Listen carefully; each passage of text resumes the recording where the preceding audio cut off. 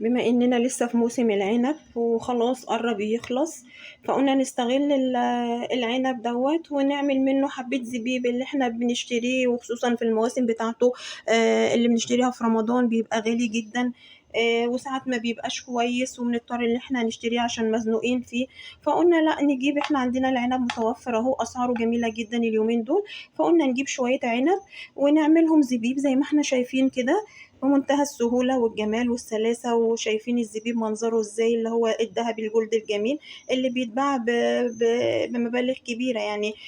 وبالذات في رمضان أسعاره بتبقى يعني خرافية. شايفينه اهوت، الواحدة بوحدتها هيت، والزبيب جميل قوي جدا.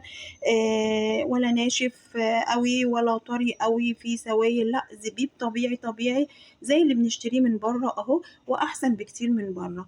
فقلنا نجيب عنب ونعمله بأقل كمية وأقل تكلفة وأقل مصاريف. أدينا عملنا اهوت من كيلو عنب واحد اهو.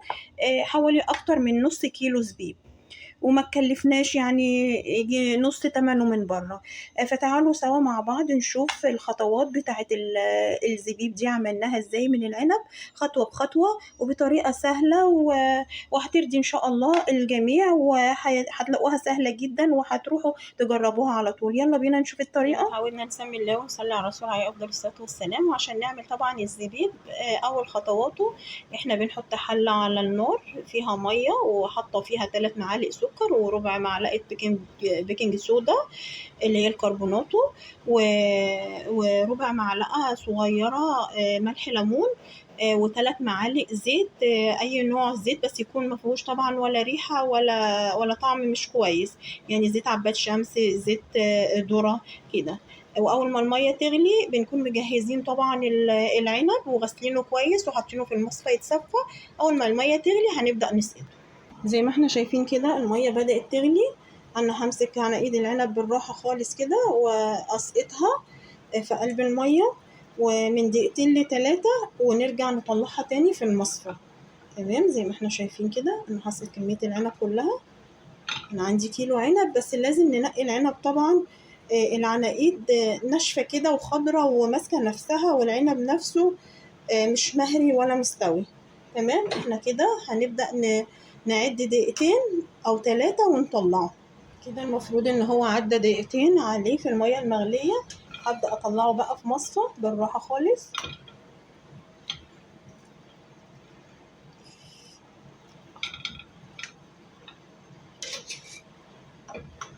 زي ما احنا شايفين كده انا طلعته في مصفى، هستنى بس يهدى شوية وبعدين افرطه بقى من العناقيد، عشان بس السخن مش هقدر امسكه دلوقتي.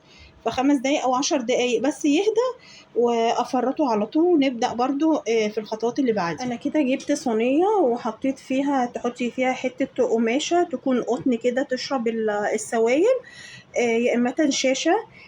وطبعا انا فرطت العنب بعد ما برد شويه، وهبدا ان انا احطه في الصينيه ديت على القماشه وافرده. زي ما احنا شايفين كده، كده انا فرطت العنب كله على القماشه في قلب الصينيه. والمفروض ان احنا هنخليه كده لمده 3-4 ايام. الصبح بنحطه في الشمس، ولما الشمس بتروح بندخله من الشمس وبنحطه قدام مروحه. والمفروض ان احنا برضو نبقى مغطيينه بحاجة خفيفة من فوق برضو، حماية من اي حاجة يعني من الحشرات اللي بتطير ان هي تقف عليه ولا حاجة. فاحنا كده فردناه، وكل يوم هنقلبه مع بعض لمدة 3-4 ايام لغاية ما نوصل للزبيب اللي احنا عايزينه. احنا شايفين كده العنب دبل اهوت ودوت، يعني عدى عليه حوالي قرب 24 ساعة.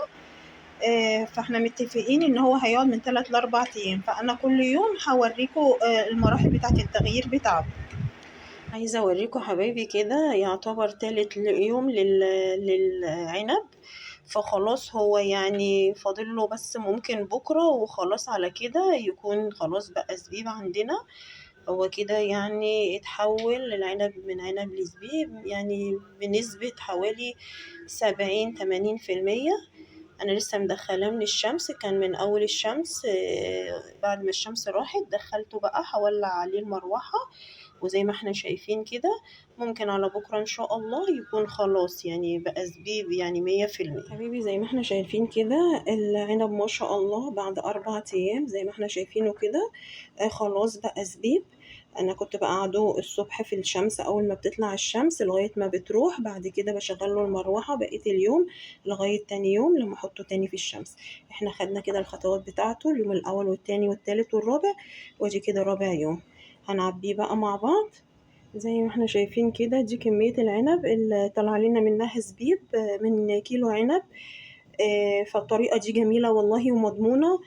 فانتوا ممكن تضاعفوا الكمية وهينفعكوا للتخزين لرمضان زي ما احنا شايفين كده وشفنا اهوت قدامكم بقى جميل جدا واللي هو مش الحباية مش ناشفة قوي ولا طرية قوي، لا حباية زبيب يعني مظبوطة بالملي بصراحة.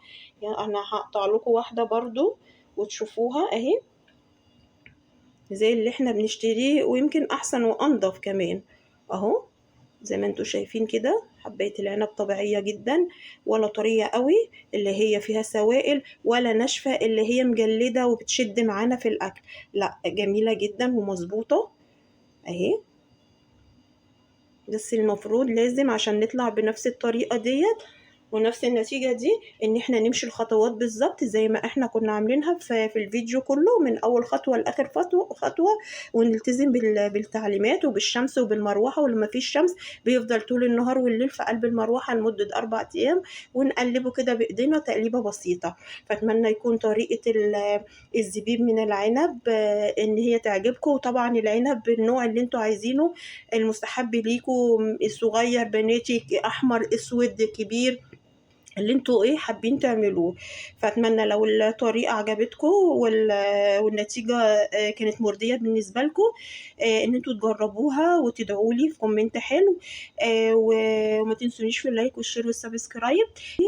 واشوفكم على خير في فيديو جديد مع مسك وعنبر. مع السلامه.